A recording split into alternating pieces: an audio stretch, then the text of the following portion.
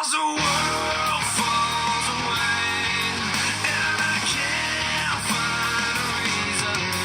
As the world turns to gray, it's killing me unwillingly, and I am just the same as you.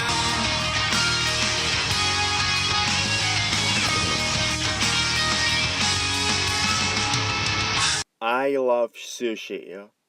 Yeah. You really think I'm going to miss this episode? Well, I didn't. I was planning to, but since I don't want to review an episode that will probably take a year for me to get to or something, then here you go. Here's my review of I Love Sushi. This episode begins with Drake and Josh meeting a producer who says that whoever makes the most important and greatest video involving their home will have their entire living room makeovered. In other words, changing the furniture and making it more beautiful and better than before. The reason why they're doing this is because it's their parents' anniversary, so they really want to make the anniversary the best. So Drake and Josh makes a video and they gave it to the producers and they won. So they take their parents to the house on before they went to different locations, so everything will be all set up for the big, gigantic, beautiful living room that they really want to make their parents so proud. However, they've been robbed. They really don't have any other choice to get the furniture back, so they had to get jobs to get more money to buy different furniture. Yeah, it's probably going to be very devastating for them, considering the fact that we only have like halfway into this episode. You know they're not going to make it, but that's what they want you to think. They get a job at a sushi store. Yeah, they're going to be working at a sushi store, considering the fact that this episode is called I Love Sushi. Anyway, so what is their job exactly?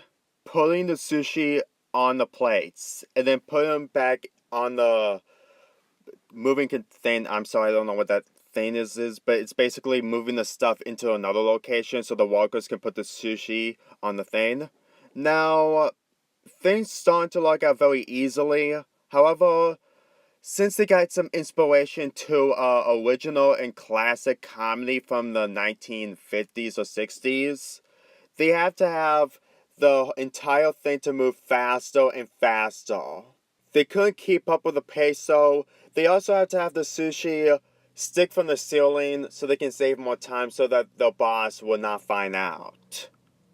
This is by far one of the best moments from Drake and Josh, despite being this a parody from Sushi and the Chocolates.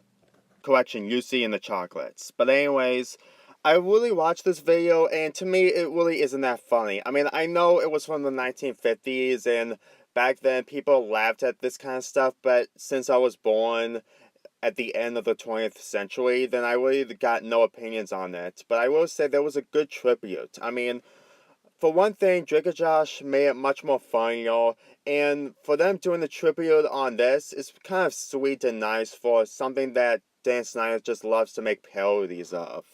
For one thing, I just don't understand what the boss is expecting these two to do. Work faster? Because I think I think she's just trying to do the right thing so Drake and Josh could get more money, but it just gets more worse and worse and complicated. It's really hilarious that Drake has his hand stuck into the exit of the sushi thing, and then the sushi starting to fall down from the ceiling.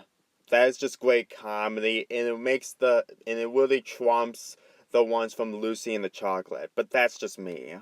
However, when they came back home, all the furniture came back because the tow truck was stopped because of a tire issue by the road, which is why the entire house was empty to begin with. So with the tow truck completely fixed, all the furniture and stuff is back in the living room, except with no improvements whatsoever. But at least the TV people got what they deserve. Like, public gets sued for what happened.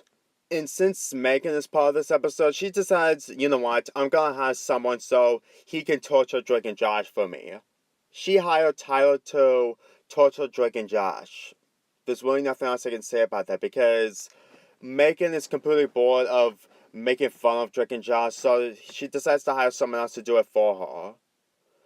I really got nothing else to say about this subplot because, for one thing, Megan, well, Considering the fact that she really has nothing else to do in this episode, they decided to have her hire someone else to do all the work for her.